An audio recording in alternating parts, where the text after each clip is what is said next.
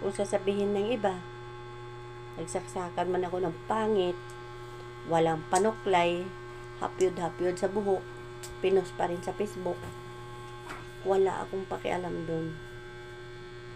Ang pakialaman niyo dito, yung sinasabi ko.